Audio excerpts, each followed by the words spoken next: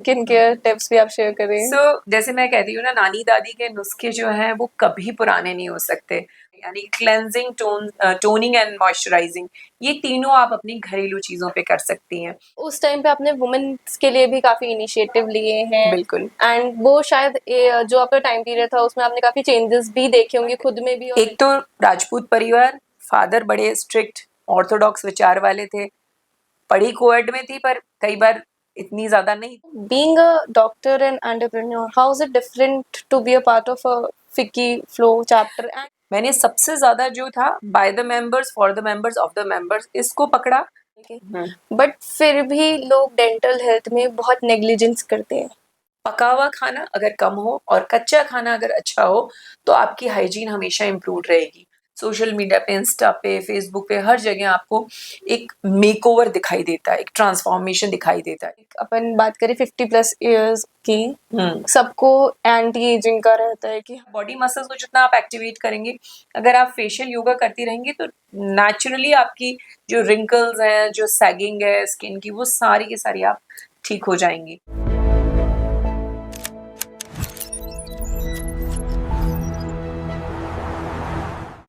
Hello everyone, unfiltered with Mitali में मैं आपका स्वागत करती हूँ। आज हम आपको रूबरू कराने आए हैं एक ऐसी शख्सियत से जो ना सिर्फ डॉक्टर है बल्कि उन्होंने एंटरप्रेन्योरशिप में भी अपना नाम उस ऊंचाई तक पहुंचाया जहां हम सब पहुंचना चाहते हैं। Hello ma'am. हेलो। स्वागत करते हैं हम डॉक्टर रिमी शेखावत जी का, जिन्होंने कई रिकॉग्निशंस और अवार्ड्स अपने नाम किए हैं, गोल्ड मेडलिस्ट रह चुकी हैं। और आज हम उनके बारे में जानेंगे, उनकी जर्नी के बारे में जानेंगे, कुछ इंसाइटफुल टिप्स लेंगे आपसे।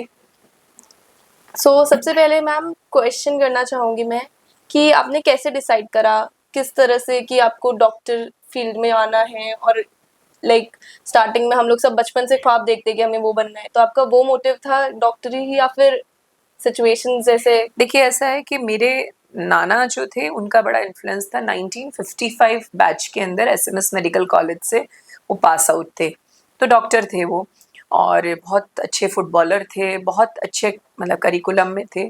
तो उनका हमेशा, अच्छा मैं हमेशा मेरिटोरियस स्टूडेंट रही हूँ, हमेशा अच्छी पढ़ने में थी। वो हमेशा मुझे यही कहते थे कि तुम्हें तो डॉक्टर बनना है। अब जब मैंने फर्स्ट वक्त में, उस वक्त में नीट नहीं होती थी, पीएमटी हुआ करता था। तो जब मैंने पीएमटी दिया तो थोड़ा सा पीछे रैंकिंग थी, घर वालों का प्रेशर था दोबारा से। मैं उदयपुर से थी, मेरी स्कूलिंग वगैरह सारी उदयपुर से हुई।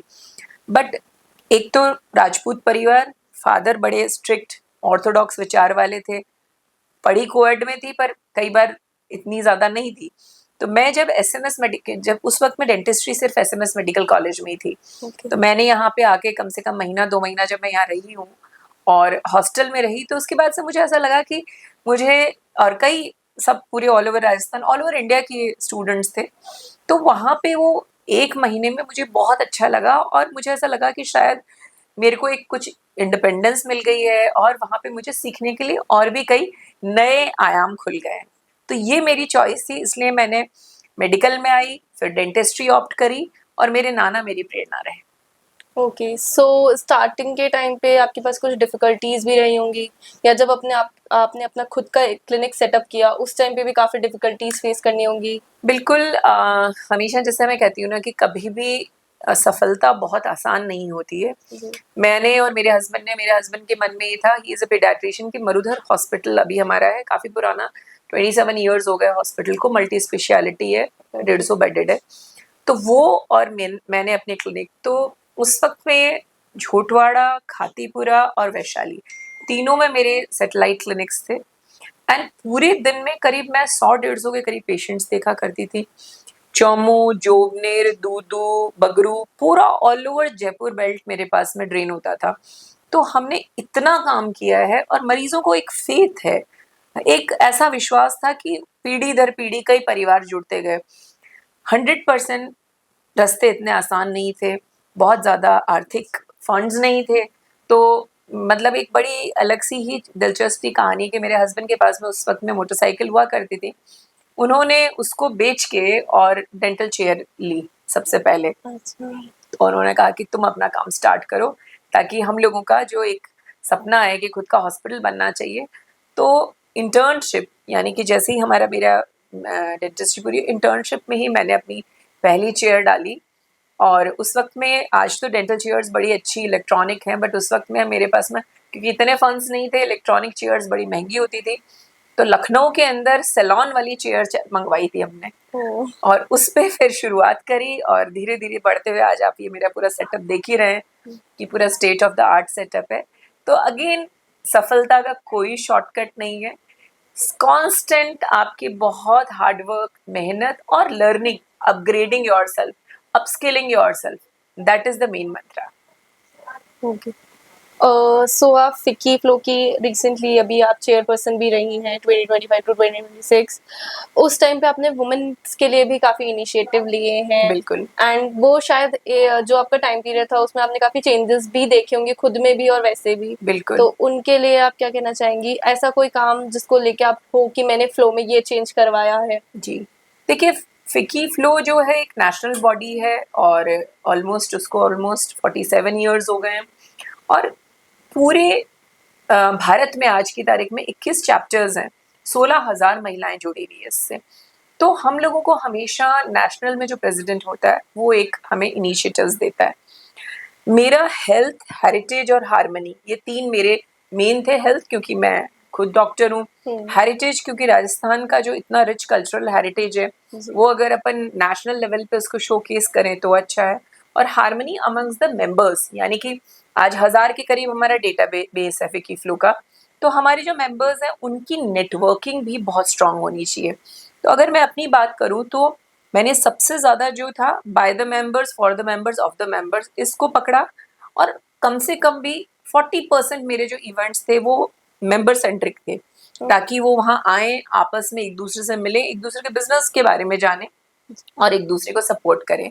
सेकंड, जो हेल्थ के अंदर है, हमने एक ब्रेस्ट कैंसर स्क्रीनिंग वैन, जिसका कि हमने government of health and medical के साथ एमओयू किया राजस्थान में, और पूरे राजस्थान में कम से कम आप ये मानिए कि आधा राजस्थान कवर करा है। गांव-गांव, ढाणी-ढाणी वो ब्रेस्ट कैंसर स्क्रीनिंग करने ग्रामीण महिलाओं में जा रही है, और कम से कम आज की तारीख में हम लोग 3000 महिलाओं को कर चुके हैं, और उसमें से ऑलमोस्ट आप मान के चलिए कि 10 to 20% ऐसी थी जो कि पॉजिटिव थे, और उनको टाइमली ट्रीटमेंट करा के, एक जैसे कहते हैं गिफ्ट ऑफ लाइफ, वो देने का प्रयास किया है और एक अवेयरनेस लाने की कोशिश करी है। तो मुझे ऐसा लगता है कि जैसे स्वस्थ महिला जो होगी वो सक्षम महिला होगी, और डेफिनेटली वो ही आगे जाके एक एंटरप्रेन्योर बन पाएगी। तो ये छोटे छोटे प्रयास किए हैं, और कोशिश ये करिए कि टोटल जैसे मैंने 80 इवेंट किए हैं, तो 80 इवेंट में हर क्षेत्र को छूने की कोशिश की है। हेरिटेज भी है वहाँ पे, स्पिरिचुअलिटी भी है वहाँ पे, बिजनेस भी है वहाँ पे, फिटनेस भी है। तो कोशिश ये करी कि सभी को हम एक ढंग से टच बेस करें, और मेंबर्स को ज़्यादा से ज़्यादा जितना मैं दे सकती थी एक साल में, वो मैंने देने का प्रयास किया। Wow, that's nice. So, being a doctor and entrepreneur, how is it different to be a part of a Ficky Flow chapter and देखिए, that being a chairperson? देखिए, फिकी फ्लो के साथ में हमारे साथ सबसे अच्छी एक जो freedom of working with your profession, and also जो आपकी whatever responsibility as a chairperson, you can do both hands in hands. तो अभी जैसे क्योंकि मेरा ऑफिस उस वक्त में मेरे क्लिनिक में ही था, तो जितना समय मुझे पेशेंट से बाहर मिलता था वो मैं फ्लो के लिए देती थी, और जो मुझे लगता था कि ये मेरा प्रोफेशनल टाइम है उस वक्त में मैंने, so basically here we are little liberal, and definitely we value the business and the economic and financial empowerment of a lady first. तो हर जगह कभी भी ऐसा नहीं है कि काम को छोड़ के हम फ्लो संभालें, पर हाँ, क्योंकि फ्लो की जिम्मेदारियां बहुत ज़्यादा है, तो काम थोड़ा सा बैक स्टेज पे आता ही है। ओके।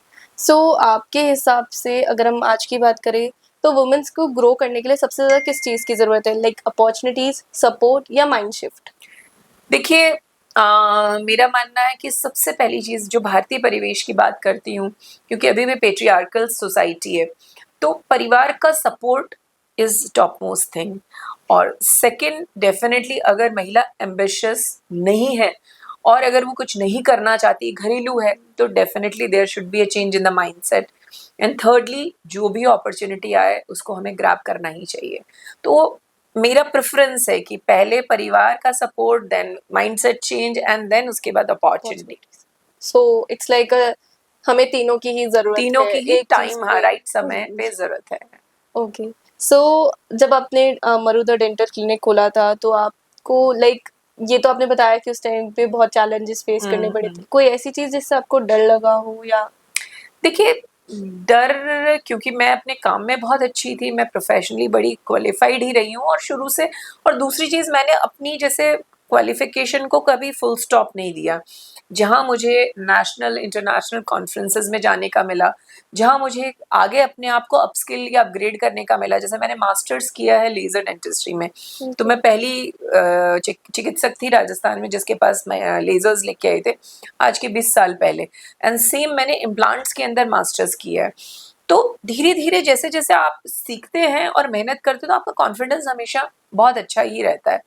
तो एज़ सच ऐसे डरने की मुझे कभी कोई दिक्कत लगी नहीं। सो स्वर्णा कॉस्मेटिक्स एंड एस्थेटिक्स भी आपका ही है। जी। तो डेंटल क्लिनिक से कॉस्मेटिक्स एंड एस्थेटिक्स पे देखिए, आने का आइडिया हाँ, कैसे आया? कॉस्मेटिक्स, एस्थेटिक्स, डेंटिस्ट्री, देखिए ये सब कुछ मैंने देखा टाइम के साथ में इतनी अवेयरनेस बढ़ी है, युवा में और इवन जो महिला वर्ग है, मेल्स में भी एंटी एजिंग एक ऐसा जुमला है कि बहुत ज़्यादा अभी प्रचलन में है। और मैं जब, मेरा सिर्फ डेंटल सेंटर चल रहा था तो मेरे कई फ्रेंड्स का पूछते थे कि क्या करना चाहिए, क्या नहीं करना चाहिए। तो मुझे हमेशा लगता था कि वहाँ पे एक ऐसा प्लेटफ़ॉर्म होना चाहिए, जहाँ पे एकदम जेन्युइन एडवाइस आप उनको दे सकें।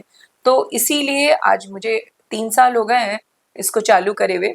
बहुत ही एक्सपर्ट हमारे पास में टीम है और एल्मा जो कि वर्ल्ड की नंबर 1 लेज़र मशीन्स हैं, वो हमारे साथ में इनकॉर्पोरेटेड है। तो मेरा पहला फ़ोकस यही था कि जो भी आएँ उन्हें एक सटीक सलाह मिलनी चाहिए और 100% उनको रिज़ल्ट्स मिलने चाहिए। हाँ। सो मेरा जो नेक्स्ट क्वेश्चन है वो ये है कि आज के टाइम पे लोग बहुत अवेयर हैं डेंटल हेल्थ को लेके, इवन मेंटल हेल्थ, सारी काइंड ऑफ हेल्थ को लेके, बट फिर भी लोग डेंटल हेल्थ में बहुत नेग्लिजेंस करते हैं कई जगह पे। जी, एक्चुअली मैं, आप बिल्कुल सही कह रही हैं। डेंटल जो अपनी हेल्थ है वो लास्ट प्रायोरिटी होती है हर की, और जब तक आदमी दर्द से परेशान ही नहीं हो जाता तब तक वो हम तक पहुँचता नहीं है। पर फिर भी मेरा ये मानना है कि जो युवा पीढ़ी है वो थोड़े-सा जागरूक और सजग तो हुए हैं, पर जो और भी इसके अंदर सबसे ज़्यादा नुकसान किया है वो हमारे बदले हुए खान-पीन ने। फ़ास्ट फूड इतना ज़्यादा चलन में कि अब हम ना तो फाइबर रिच फूड खाते हैं, ना बहुत ज़्यादा मोटा अनाज हमारे खाने में प्रचलित है। तो एक जो हमेशा क्या होता है कि आपकी डेंटल हेल्थ हमेशा आपके पारिवारिक उस पे सिस्टम पे होती है, सेकेंडली आपकी लाइफ़स्टाइल पे। जितना अपन खान-पीन का ये करेंगे, कोक है, फ़ास्ट फूड है, जितना शुगर है, ये कंटेंट जितना जाएगा, तो बेसिकली मैंने जो देखा है कि जागरूक हुए हैं, पर नहीं, ये खान-पीन बदलने की वजह से सबसे ज़्यादा ब्रेसेस का जो ट्रीटमेंट होता है, पहले दाँत ऑटोमैटिक टूट जाया करते थे। अब क्योंकि हार्ड फूड नहीं खाते, बच्चों के दाँत टूटते नहीं हैं, डबल दाँत, एक के पीछे। इतनी क्राउडिंग हो जाती है कि हर के हम लोगों को तार बाँध के उनको सीधा करना पड़ता है। तो एक तो ये प्रॉब्लम बहुत प्रेवलेंट हुई है। दूसरा, डाइट चेंज होने की वजह से कैविटीज़ की प्रॉब्लम बहुत ज़्यादा होने लगी है। पेशेंट आते हैं पर मल्टीपल चीज़, जबकि हम भारतीय जो हैं वो बहुत अच्छे से, मतलब हम ब्लेस्ड हैं कि हमारी डेंटल हेल्थ और डेंटल हाइजीन वेस्टर्न्स के जितने भी लोग हैं पश्चिमी देशों के हिसाब से हमारी बहुत अच्छी है। पर ये जो बदलता खान-पान है उसने इस चीज़ को भी अफ़ेक्ट किया है। सो कुछ इसके अलावा भी कोई ऐसी टिप्स जो आप देना चाहेंगे लोगों को किस चीज़ के लिए? Dental dental health? हेल्थ से रिलेटेड? देखिए, कुछ बेसिक ऐसे? सबसे ज़रूरी जो चीज़ है, वो है आपका डाइट, आपका खाना। मतलब जैसे कहते हैं ना कि बहुत बड़ा पोर्शन आधा पका हुआ होना चाहिए, यानी कि सैलेड्स हैं, फ्रूट्स हैं, स्प्राउट्स हैं, इनकी तादाद आप शुरू से ही अपने पोर्शन रखिए। पका हुआ खाना अगर कम हो और कच्चा खाना अगर अच्छा हो, तो आपकी हाइजीन हमेशा इम्प्रूव रहेगी। और हमेशा सवेरे सुबह उठ के ब्रश करने से ज़्यादा रात का ब्रश बहुत इम्पॉर्टेंट है, क्योंकि जब भी हम कुछ खा के रात में सो जाते हैं, तो जो 6 से 7 घंटे की जो हमारी स्लीप होती है, मैक्सिमम बैक्टीरिया तभी एक्ट करते हैं। तो मेरा मानना है कि ओरल हाइजीन बहुत ज़रूरी, और किसी भी चीज़ को आप नज़रअंदाज ना करें। अगर आपको दाँतों में सेंसेशन है, ठंडा लग रहा है, गरम लग रहा है, चीज़ चल रही है, पेन हो रहा है, तुरंत डॉक्टर को दिखाइए। हो सकता है बहुत छोटे से इलाज से आपकी प्रॉब्लम सॉल्व हो जाए, ना कि हमें रूट कैनाल या इम्प्लांट्स पे जाना पड़े। ओके, सो कॉस्मेटिक्स और अगर एस्थेटिक्स ट्रीटमेंट की बात करें तो अभी उनका कुछ ज़्यादा ही चलन चल रहा है। जी। सो डू यू थिंक कि इट्स मोर अबाउट अवेयरनेस या फिर सोशल प्रेशर की वजह से लोग ज़्यादा चीज़ें कराते हैं? देखिए, आई थिंक आप दोनों चीज़ें हैं। अगेन अवेयरनेस भी बढ़ गई है बिकॉज़ आप सोशल मीडिया पे, हमारे ज़्यादातर लोग अभी सोशल मीडिया पे, इंस्टा पे, फेसबुक पे, हर जगह आपको एक मेकओवर दिखाई देता है, एक ट्रांसफॉर्मेशन दिखाई देता है। इवन हमारा जो हिंदी सिनेमा है, सिनेमा में भी आप देखेंगे कि सारी अभी हीरोइनें वो एक जैसे क्लोन जैसी दिखती हैं, क्योंकि सभी में कुछ न कुछ वो नेचुरल ब्यूटी नहीं है और उसको कहीं न कहीं से वो और बेटर करने की कोशिश करते हैं। तो वो हमेशा जो यूथ है उनको फॉलो करता है। तो अवेयरनेस उनकी वजह से है, और प्रेशर्स, क्योंकि आज कॉर्पोरेट वर्ल्ड में आपको 100% अच्छा दिखना ही है। एजिंग एक मिथ हो गया है, हर आदमी ही एंटी या रिवर्स एजिंग में जाना चाहता है। तो हमारा यहाँ पे जो मेरा सेंटर है, इसमें हम लोग हमेशा नेचुरल तरीके से, यानी कि जितनी भी लेजर्स हैं वो नॉन इन्वेजिव हैं, उनमें कहीं पे भी ऐसा चीर फाड़ सर्जरी कुछ नहीं है। वो नॉन इन्वेजिव वे से, कंजर्वेटिव वे से कोलाजन स्टिमुलेट करती हैं। 99% कोलाजन वो चीज़ है जो कि यूथफुलनेस बना के रखता है और एजिंग को रिवर्स एजिंग कर देता है। तो जो भी हमारी जितनी भी प्रोसीजर्स हैं, ट्रीटमेंट्स हैं, जी। they all are mostly targeted in enhancing the body's original collagen, and उसी के साथ हम लोग प्रोडक्ट्स भी इसी तरह से देते हैं कि कॉम्बिनेशन। हाँ, जो बुटॉक्स है, फिलर्स हैं और कई जो सर्जिकल करेक्शंस हैं, बहुत कम, और वो भी जहाँ पे बहुत आवश्यक है।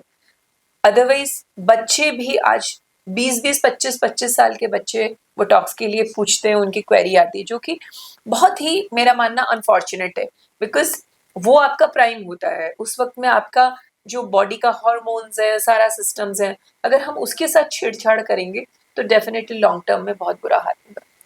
So according to you, like it's like natural beauty is Yes, yes. natural beauty, first of all, it should have a holistic approach. आपका lifestyle, आपका food habits, and then third thing is your whatever superficially we can do to boost it up is primary. Okay, so it's great to hear from you. Dental tips तो आपने share करी हमारी audience के लिए, Skin tips कुछ के लिए। Skin care tips भी आप शेयर करें। सो जैसे मैं कहती हूँ ना, नानी दादी के नुस्खे जो हैं वो कभी पुराने नहीं हो सकते, और इंडियन स्किन के लिए वो हमेशा से अच्छे हैं। हमेशा आज की तारीख में सब आपको सनस्क्रीन के लिए कहते हैं कि हमें सनस्क्रीन डेफिनेटली एक ऐसी चीज़ है, क्योंकि पोल्यूशन बढ़ने से, ओजोन लेयर में छेद होने से धीरे धीरे यूवीए यूवीबी रेज ऐसी हैं कि उनसे अपने को प्रोटेक्शन देना चाहिए। अदरवाइज आपके घर में क्लेंजर है, कच्चा दूध, गुलाब जल है, आपका टोनर और मॉइस्चराइजर, अगर आप हल्की सी फ्रेश मलाई के साथ में, अगर आप स्किन टाइप पे है, आप कोई भी विटामिन ई कैप्सूल या कोई भी आप साथ में मिक्स करके मॉइस्चराइज करते हैं, तो जो CTM है, यानी क्लेंजिंग, टोनिंग एंड मॉइस्चराइजिंग, ये तीनों आप अपनी घरेलू चीज़ों पे कर सकती हैं। मैंने कई मेरी फ्रेंड्स जो कि हैं उम्र दराज पर बिल्कुल नहीं लगती हैं, हर एक से पूछा है, तो हमेशा वो कहते हैं कि साबुन बिल्कुल नहीं यूज़ करते हैं और कोशिश करते हैं जो भी घर की है, जैसे बेसन मलाई है वो सबसे अच्छा स्क्रब है। आप उससे अपना सफाई, हल्दी को कहीं पे भी ऐड करते हैं, वो बहुत अच्छा आपके लिए एंटीसेप्टिक है एक्ने के लिए। नीम जो है वो है। तो ये सारे नुस्खे, मुल्तानी मिट्टी, ये सब चीजें ऐसी हैं, कभी भी आउट ऑफ वो नहीं हो सकती कि ये ट्रेंड नहीं है, हमेशा ट्रेंडिंग है। और पानी हमें जरूर बहुत पीना चाहिए। जैसे कहते हैं ना, हाइड्रेट आप जितना करेंगे उतना ही आपकी स्किन ग्लो करेगी। So at least 4 to 5 litres. Okay, but आजकल जैसे जो लाइक अपन बात करें 50+ इयर्स की, सबको एंटी एजिंग का रहता है कि हम बड़े ना दिखे, हमारे रिंकल्स ना आए, उसके लिए भी कुछ ऐसी टिप्स हैं आपके पास? देखिए, फेशियल योगा एक बहुत अच्छा है। मैंने फिकी फ्लो में भी फेशियल योगा पे पूरा सेशन लिया था, और आजकल आपको ऑनलाइन भी फेशियल योगा है। जितना मसल्स को, जैसे आप बॉडी मसल्स को जितना आप एक्टिवेट करेंगे, अगर आप फेशियल योगा करती रहेंगी तो नेचुरली आपकी जो रिंकल्स हैं, जो सैगिंग है स्किन की, वो सारी की सारी आप ठीक हो जाएंगी। बाकी देखिए बोटॉक्स, फिलर्स ये सब तो एक चीज़ है ही जो कि they are also transitory and they are also very artificial. So मेरा ये मानना है कि facial yoga is one thing, जो कि सिंपल एक्सरसाइजेज हैं वो आप करेंगे तो उससे भी आपका स्किन रिजुवेनेटेड रहेगी। If you could give any self advice to your younger self, what would it be? So if I will go 20 years down the lane, so I would always say कि प्रोफेशनली मैंने बहुत तरक्की करी, पर कहीं न कहीं फैमिली को भी मैंने सँभालने की कोशिश करी, पर बच्चे जो मेरे दोनों थे वो थोड़े से नेग्लेक्ट हुए हैं क्योंकि मेरे पास में टाइम नहीं होता था। तो I think I could be with some better time management for my children. तो मेरे लिए वही है, otherwise I am like satisfied. So, you have achieved many awards personally and like for Marudhar Dental Clinic also.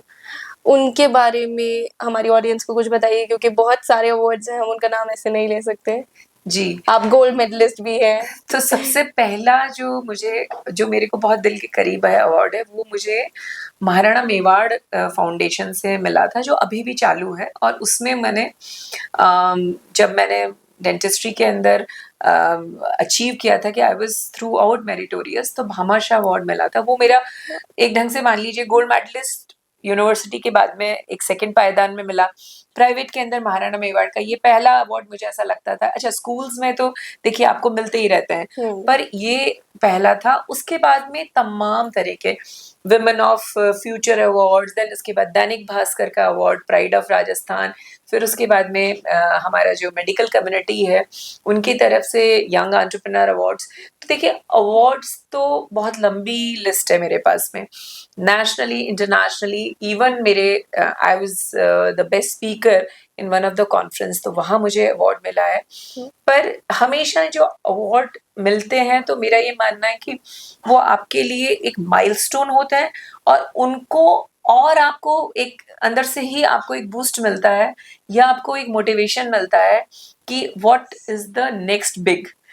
तो जैसे फिकी flow की अगर मैं बात करती हूँ, मैं आपका एक सेकंड क्वेश्चन और बताती हूँ। फिकी फ्लो ने लास्ट 1 ईयर में मेरे लिए एक बहुत बड़ा मैनेजमेंट लेसन था। 1000 प्रबुद्ध महिलाएं, उसके बाद में इतने सारे आयाम, तो सबको मैनेज करना मेरा मानना है एक महिला ही है ऐसी जिसके अंदर मल्टीटास्किंग और मल्टी डायमेंशनल क्वालिटीज होती हैं। उनको पता है वो क्या प्रायोरिटाइज करती हैं, और कोशिश हमेशा ये रहती है कि कोई भी चीज़ इफेक्ट नहीं हो बल्कि सब कुछ बैलेंस चले। तो बहुत बड़ा लर्निंग लेसन है मेरे लिए। कॉन्फिडेंस बढ़ा है, ऑब्वियसली नेम फेम तो बढ़ा ही है, पर बहुत ग्राउंड लेवल से लेके, ग्रास रूट लेवल से लेके और टॉप तक जो मेरे को महिलाओं के साथ काम करने का मौका मिला है। आज छोटे छोटे लेवल पे देखिए सरकार बहुत प्रयास करती है, बेटी बचाओ बेटी पढ़ाओ है, विमेन एंटरप्रेन्योर डिपार्टमेंट है, राजीविका डिपार्टमेंट, बहुत सारे हैं। पर महिलाओं को जो सबसे बड़ी खुशी मैंने देखा है नीचे से लेके ऊपर तक तब आती है जब वो फाइनेंशियली इंडिपेंडेंट हो जाती हैं। वो चाहे 2 पैसा भी अपना कमाती हैं, पर वो उनके लिए बड़ा गर्व का एक चीज़ होता है कि मैं फाइनेंशियल इंडिपेंडेंट। तो मेरा बस एक ही मुहिम रहा है थ्रू आउट द ईयर, और आगे भी मैं सोचती हूँ कि जो भी मैं फिलैंथ्रोफी करूँगी या कुछ भी करूँगी, मेरी कोशिश यही रहेगी कि महिलाओं को आत्मनिर्भर बनाएं और अपने पैरों पे खड़ा करें। जैसा कि हम सभी जानते हैं कि आपका लाइफस्टाइल बहुत बिजी है, you have patience, you have work life, तो आप वर्क लाइफ बैलेंस कैसे करती हैं, like personal life and work life? देखिए मैं और मेरे हस्बैंड हम दोनों बहुत सोशल हैं, और हमारे बहुत पुराने छोटे छोटे ग्रुप्स बने हुए हैं। एक मरुधर क्लब है जिसमें 30 परिवार जुड़े हुए हैं लास्ट 30 ईयर्स से। एक मेरा डॉक्टर्स का ग्रुप है। कोशिश यही करी कि हमने जब डॉक्टर्स प्रीमियर लीग, एक जैसे आईपीएल चालू हुआ उसी समय डॉक्टर्स प्रीमियर लीग चालू हुई, तो उसको 18 साल हो गए। तो वो भी एक ऐसी फैमिली बन गई जहाँ पे ऑलमोस्ट एक अब ऑल टुगेदर मान लीजिए तो 400-500 डॉक्टर्स हम लोग मिलके खेलते हैं। और वो पूरे साल में 2 बार ऐसे मौके आते हैं। उस वक्त में हम लोग हमेशा कल्चरल शो, फैशन शो, एक जैसे कहते हैं ना कि म्यूजिकल शो, और स्पोर्ट्स तो है ही। तो ये एक बहाना है आपस में नेटवर्किंग करने का। तो ये जो लम्हे होते हैं वो बहुत आपके लिए रिलैक्सिंग होते हैं कि जब आप अपने पीयर, अपने फ्रेंड्स के साथ टाइम स्पेंड करते हो। सेकेंडली, हम दोनों को बहुत ट्रैवल करने का शौक है। मैं और मेरे हस्बैंड ऑलमोस्ट आप मान के चलिए 85 टू 90 कंट्रीज में ट्रैवल कर चुके हैं। तो वाह। मोस्टली सारे कॉन्टिनेंट्स हम लोग घूमते हैं। तो जैसे हमारा एक ही मोटो है कि work hard and party hard दोनों चीज बराबर होनी चाहिए। ओके। क्या आप हमारी जो ऑडियंस है उनके साथ अपना डेली रूटीन शेयर करना पसंद करेंगे सो दैट कुछ मोटिवेशनल हम लोग भी उसको देखिए, डेली रूटीन मैंने देखा है अपना टाइम के साथ चेंज होता गया। अब जैसे आपको लगता है कि now you have achieved one age, तो डेफिनेटली फिटनेस में मेंटल एंड फिजिकल बोथ, ऐसा नहीं है कि खाली। तो मैं जैसे योगा करती हूँ, मैं खुद काफ़ी स्पोर्ट्स खेलती हूँ, तो मैं बैडमिंटन खेलती हूँ, तो मेरी सुबह की शुरुआत 1 घंटा अपने आप को मैं देती हूँ। उसके बाद में थोड़ी स्पिरिचुअल भी हूँ, तो पूजा पाठ भी करती हूँ। और उसके बाद में प्रोफेशन आ जाता है। 2 से 4 का समय हमारे ब्रेक होता है कि पहली शिफ्ट मॉर्निंग की होती है, शाम की होती है पेशेंट्स के लिए। तो बीच का जो समय होता है वो मैं बाकी सारी काम करने की कोशिश करती हूँ, जिसमें चाहे फीकी फ्लो हो या फिर मेरा अब हॉस्पिटल हो गया है। और शाम में क्योंकि अब सोशली इतना एक्टिव हो गए, तो छोटा-छोटा जो भी हमारे ऑब्लिगेशंस होते हैं, बच्चे मेरे दोनों सेटल्ड हैं, अब दोनों डॉक्टर बन गए हैं, तो उनकी तरफ से मेरी काफ़ी बड़ी रिस्पॉन्सिबिलिटी दूर हो गई। तो शाम को जो भी समय होता है, बट हाँ, मैंडेटरली हमारे लिए ऐसा होता है कि सप्ताह के अंदर 3 दिन घर में और 3 दिन बाहर, ये थोड़ा बैलेंस बना रखा है। That's great. सो जैसा कि आपने बताया कि आप और आपके हस्बैंड ट्रैवलिंग बहुत करते हैं और आपको सोशली लाइक पसंद है बहुत ज़्यादा घूमना, सोशली अवेलेबल रहना, सबसे जी। घुलना मिलना। तो इसके अलावा आई वांट टू नो कि जैसे जब बचपन से लेकर आज तक में आपको कोई फ्री टाइम मिला हो, उसमें आपकी कोई हॉबीज रही हो या कोई फेवरेट स्पोर्ट्स रहा हो जिससे आप जुड़ी हुई हो आज तक भी? तो मैं अगर अपनी हॉबीज़ की बात बताऊँ, तो मेरे को पढ़ने का शुरू से बहुत शौक रहा है और मैं लिटरेचर, मेरे पास खुद की एक पर्सनल लाइब्रेरी है और उसमें मैंने बहुत तमाम तरह की अपनी बुक्स इकट्ठी करी हुई हैं। और जब भी मुझे मौका मिलता है तो मैं टीवी या मोबाइल की बजाय मैं हमेशा पढ़ना पसंद करती हूँ। तो लिटरेचर मेरा एक है, मैं कुछ लिखती भी हूँ और अब तो काफ़ी समय हो गया बैठ के कुछ लिखे, बट मेरा लिखने का भी बहुत मेरा मन रहता ही था हमेशा और हॉबी थी। इसके अलावा जैसे आप स्पोर्ट्स की बात करते हैं, तो स्पोर्ट्स में जैसे कहते हैं ना कि ऑलराउंडर हूँ, jack of all master of none. सब कुछ मेरे को, जैसे क्रिकेट भी खेलती हूँ मैं, क्रिकेट की मेरी टीम थी। उसके बाद में मैंने बैडमिंटन, टेबल टेनिस सारे गेम्स खेलती हूँ। अभी पिकल बॉल भी चालू किया है, नया जो चालू हुआ। जी। इसके अलावा मैं बहुत अच्छी कुक हूँ, खाना बहुत अच्छा बनाती हूँ। टाइम बहुत कम मिलता है, बट मुझे मेरा जो कुक है मेरे साथ में, उसको कुछ ना कुछ रेसिपीज़ और टिप्स बताती रहती हूँ। तो मेरे घर के मेहमान जो हैं उनको हमेशा खाना हमेशा अच्छा लगता है, हॉस्पिटैलिटी बहुत अच्छी लगती है।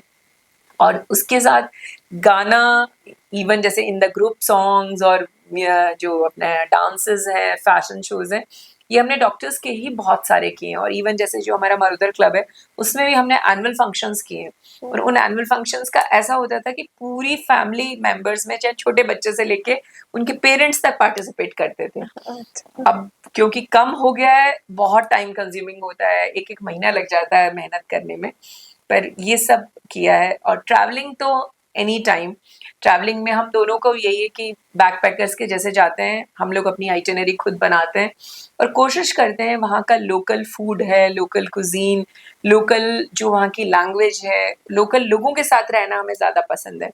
हम रादर देन एक होटल में जाने की बजाय जैसे वहाँ के कंट्री साइड है, कंट्री साइड वो ज़्यादा एक्सप्लोर करते हैं। वहाँ पे ज़्यादा एक्सपीरियंस जी, मिलता है लोगों जी, से जी, कनेक्ट बिल्कुल, होने का। बिल्कुल, बिल्कुल। कि आप राजपूत समाज से हैं और हमने अभी तक जितने राजपूत समाज में वुमेन्स को देखा है, तो जो काफ़ी जो हैं वो बहुत एजुकेटेड होती है, बहुत इंटेलिजेंट भी होते हैं राजपूत समाज के। तो पर लेकिन जो समाज है उसमें जो अगर हम पुराने टाइम की बात करें, अब थोड़ा-थोड़ा चेंज आने लगा है। बट पुराने टाइम में वुमेन्स को इतनी फ्रीडम नहीं थी कि वो निकल के बाहर निकल के पर्दा प्रथा होती थी, या वुमेन्स को हाँ, मतलब जाने नहीं दिया जाता था कि आप जाके बाहर काम करो या अपना कुछ सेटअप करो। जी। तो उस फेज से आप निकल के कैसे? देखिए, मैं अगेन आपको बताती हूँ कि जैसे समाज तो महिला और पुरुष दोनों की भागीदारी से बनता है, और क्योंकि क्षत्रिय हैं तो क्षत्रिय समाज में जैसे क्षत्राणियों, जो कि हमारा आज इतिहास भी कहता है, जो लीडरशिप है वो बहुत नेचुरल है हम लोगों में। और लीडरशिप के लिए हमें कोई अलग से क्लासेस नहीं लेनी पड़ती। पहली चीज़, आपने अभी जैसे क्वेश्चन भी पूछा, भय तो भय जैसी चीज़ नहीं होती है, जी। और बहुत ज़्यादा हम लोग निर्भीक होते हैं और निडर होते हैं। तो अगर आप बात करें कि ठीक है, एक वॉरियर्स हैं तो फ्रंट के ऊपर लड़ने की बजाय जो डे टू डे ज़िंदगी की जो लड़ाइयाँ होती है उसमें भी कहीं न कहीं हम बहुत अच्छा डिसीजन लेके निकलते हैं। और दूसरा, अब राजपूत समाज में भी बहुत बदलाव आया है। पहले देखिए, हमेशा जो मेल पेट्रियार्की जो थी वो हमेशा अभी भी बहुत ज़्यादा इन्फ्लुएंस रहती थी घर की महिलाएं, पर अब बराबर उनको आदर और सम्मान मिलने लगा है। साझेदारी भी आने लगी है, जो कि एक बहुत अच्छा बदलाव है। जैसे मैं मेरे हस्बैंड की बात बताती हूँ तो उन्होंने मुझे हमेशा मोटिवेट किया कि तुम फॉरेन जाके चाहे तुम्हें मास्टर्स करना पड़े, कुछ भी सीखना पड़े, उन्होंने मुझे हमेशा पुश किया। इवन कोई भी काम या कोई भी चैलेंज ऐसा होता था तो वो मेरे पीछे सबसे पहले, जैसे कहते हैं ना, आपने सपोर्ट का पूछा, तो मेरा परिवार मेरे पीछे एक दीवार की तरह खड़ा रहा, एक स्तंभ की तरह खड़ा रहा। वो बदलाव आने लगा है। आज आप देखेंगे कि राजपूतों में, पुलिस में ले लीजिए आप, आर्मी में ले लीजिए आप, आईएएस एडमिनिस्ट्रेटिव लेवल पे ले लीजिए, और इवन लीडरशिप में ले लीजिए। आज हमारी डेप्यूटी सीएम है मैम, वो खुद राजपूत महिला हैं। उनसे पहले जैसे भैरव सिंह जी शेखावत थे, वो तो उपराष्ट्रपति तक पहुंचे। वो एक अलग लेवल पे उन्होंने मतलब लीडरशिप को लेके गए हैं। तो देखिए, हाँ, एक जो कह सकते हैं कि कहीं ना कहीं समाज में जो गहरी बुराइयां जो पैठ करी हुई थी, पर्दा प्रथा ले लो, दहेज प्रथा ले लो, और महिलाओं को हमेशा पीछे की ओर एक धक्के पुल। रखते थे, हाँ। कि भाई ढक के रखना, धकेल के रखना। वो बदलाव बहुत ज्यादा मैं देख रही हूँ। Even miss India, Mrs India, इसके अंदर जो पेजेंट्स आ रहे हैं, ब्यूटी पेजेंट्स हैं, जी। मॉडल्स के अंदर में भी राजपूत लेडीज, गर्ल्स जो हैं वो बहुत ज्यादा बहुत। बदलाव आ रहा है। पर हाँ, थोड़ा स्लो है, वो मैं मानती हूँ इस चीज को। So my last question is, anything you would like to say our audience regarding dental health, skin, or a healthy lifestyle? Basically जैसे मैंने आपको पहले भी बताया कि it should have a holistic approach. अगर जैसे कहते हैं ना कि आप जैसे खाए अन्न वैसा आपका मन और तन, तो बेसिकली मैं हमेशा जोर देती हूँ कि खान पीन बहुत बड़ा फैक्टर है, प्लस एक अनुशासित जीवन, यानी कि डिसिप्लिन लाइफस्टाइल, जो कि मैंने देखी युवाओं में नहीं होती है। अभी थोड़ा ट्रेंड चेंज हुआ है। जैसे मेरा ब्रदर खुद बहुत अच्छा रॉक स्टार है, भजन गाता है, तो कैफे सत्संग और उसके अंदर जो युवाओं का इंक्लाइन, जो एक नाइट क्लब्स और पार्टीज से अब वो भजन जैमिंग में आ गए हैं, भजन क्लबिंग्स में आ गए हैं, जो कि एक बहुत अच्छा बदलाव है। तो मेरा यही मानना है कि सारे अपना जो धुरी है, 4 पिलर्स अगर अपन कहें, तो मेंटल है, स्पिरिचुअल है, फिजिकल है एंड फाइनेंशियल है। ये चारों पिलर्स आपके स्ट्रांग और बैलेंस्ड होने चाहिए। तो आपने आज सुना डॉक्टर रिमी शेखावत जी को, उनसे इंसाइटफुल टिप्स लिए, एंड ये बहुत ही यूजफुल टिप्स थे सबके लिए। Thank you so much ma'am, आपका टाइम देने के लिए। हम आपसे ऐसे ही दोबारा जुड़ते रहे बार बार। जरूर जरूर जरूर। और आपको भी बहुत बेस्ट विशेस, जो आप अपना ये प्रयास कर रही हैं। इस तरह की महिलाओं की अगर आप यात्रा साझा करेंगे तो कहीं ना कहीं हम लोग भी कुछ तो प्रेरणा के स्रोत बनेंगे। Thank you. Thank you.